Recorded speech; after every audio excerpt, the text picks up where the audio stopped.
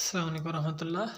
अच्छा, क्वेश्चन था कि जब हम एनएमआर का स्पेक्ट्रम देखते हैं तो उसमें हम हिडन और अपीरेंट कपलिंग कांस्टेंट फाइंड करते हैं, तो वो कैसे फाइंड करते हैं।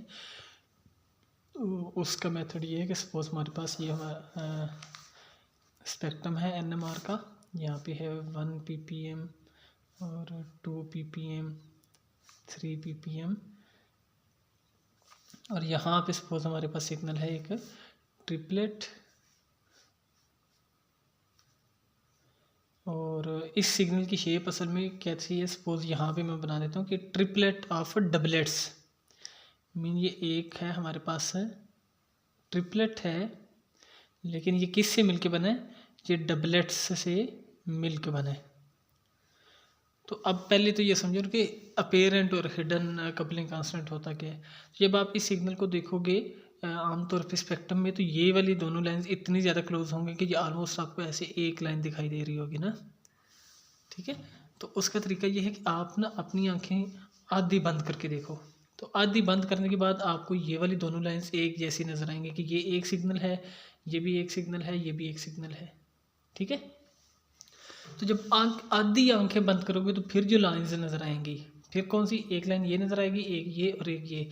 तो उनके दरमियान जो ये वाला डिस्टेंस है, इसे हम कहते हैं apparent coupling constant. Apparent coupling constant, ठीक है। मीन जो आंखें बंद करके भी आपको नज़र आ रहा है वो अपेरेंट है, वो नज़र आने आना है। हिडन वाला वो है कि जिसको नोट करने के लिए आपको पूरी आंखें खोलनी पड़ेंगी, ठीक है।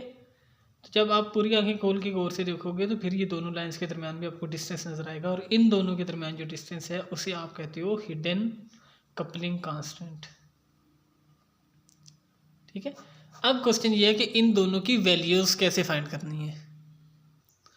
तो कपलिंग कांस्टेंट फाइंड करने के लिए आपको चूँकि इन सिग्नल्स के दरमियान जो भी डिस्टेंस नज़र आएगा, हमारे पास स्केल है पीपीएम में, पीपीएम स्केल है। तो आपके पास ये जो भी डिस्टेंस आएगा, सपोज ये 2 और 3 था, तो सपोज ये 2.8 पे ये वाली लाइन है और ये 2.7 पे है। तो अब जो हिडन कपलिंग कांस्टेंट है वो क्या होगा, delta J is equal to, या फिर J is equal to 2.8 minus 2.7 is equal to 0.1, लेकिन ये पीपीएम में आया है। लेकिन कपलिंग कांस्टेंट की वैल्यू हमेशा हर्ट्स में होती है, क्योंकि पीपीएम असल में एब्सोल्यूट स्केल नहीं है, ये रिलेटिव स्केल है with respect to operating frequency of NMR instrument. Mean अगर आपके पास इंस्ट्रूमेंट की फ्रीक्वेंसी 300 मेगाहर्ट्ज़ होगी तो फिर पीपीएम के अंदर हर्ट्ज़ की वैल्यू थोड़ी डिफरेंट होगी।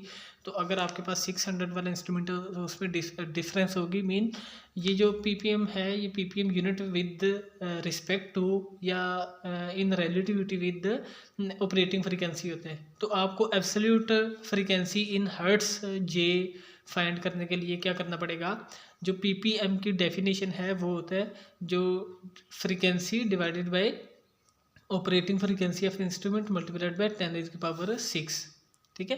तो अब जब हमने पीपीएम में हमें वैल्यू पता है, हमें ऑपरेटिंग फ्रीक्वेंसी ऑफ इंस्ट्रूमेंट पता है, और हमने फाइंड क्या करना है, वैल्यू ऑफ फ्रीक्वेंसी फाइंड करनी है इन हर्ट्स, तो वो हमारा जे कपलिंग कांस्टेंट होगा। तो अब सपोज पीपीएम में हमारे पास वैल्यू कितनी है, 0.1 PPM is equal to V. चूँकि अब फ्रीक्वेंसी हमने जे फाइंड करना है ना, जो इन दोनों के दरमियान डिस्टेंस ही, तो वो V is equal to J होगा इस केस में। तो J in hertz divided by operating frequency हमारे पास सपोज 300 मेगा हर्ट्स है, तो ये होगा 300 मल्टीप्लाइड बाई 10⁻⁶ हर्ट्स और मल्टीप्लाइड बाई फार्मूला वाला 10⁻⁶। तो अब हमें जे की वैल्यू फाइंड करनी है, तो जे इन हर्ट्स को हम अलग कर लेंगे। तो ये वाला 300 इधर आके मल्टीप्लाई हो जाएगा, 0.1 PPM multiplied by 300 multiplied by 10⁻⁶ hertz divided by 10⁻⁶। तो ये 6 और 6 आपस में कट जाएंगे और 0.1 मल्टीप्लाइड बाई 300 हो जाएगा। तो जे इन हर्ट्स आ जाएगा आपके पास, 0.1 को 300 के साथ मल्टीप्लाई करोगे तो आपके पास आ जाना चाहिए 30, ठीक है।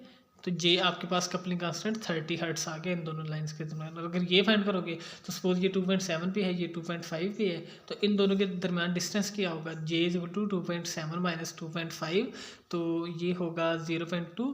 तो जब आपने फाइंड करना है तो ये देखो जो फाइनल फार्मूला हमारे पास बना है, इसमें देखो ना, ये PPM इज इक्वल टू था V/V0 मल्टीप्लाइड बाई 10⁶।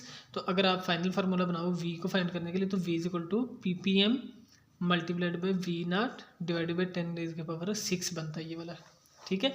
और या फिर V0 चूँकि मेगाहर्ट्ज़ में होती है, तो PPM में जो भी आपकी केमिकल शिफ्ट होगी PPM में, जो इन दोनों के दरमियान डिस्टेंस होता है वो PPM में ले लो, मल्टीप्लाई ऐसे करो V0 सपोज 300 मेगाहर्ट्ज़ है, तो 300 मेगा क्या होता है 10⁶ हर्ट्ज़ डिवाइडेड बाई नीचे भी 10⁶ है, तो ये 6 और 6 कट जाएंगे, तो बाकी क्या बचता है delta in PPM multiplied by operating frequency जो 300 है, मेगा को भूल जो, तो मेगा हर्ट्ज़ में जो भी वैल्यू होगी इसकी ऑपरेटिंग फ्रीक्वेंसी की, उसे अगर आप केमिकल शिफ्ट के साथ मल्टीप्लाई कर दोगे तो वो आपके पास कपलिंग कांस्टेंट की वैल्यू आ जाएगी। तो अब कपलिंग कांस्टेंट कितना है 0.2 PPM है।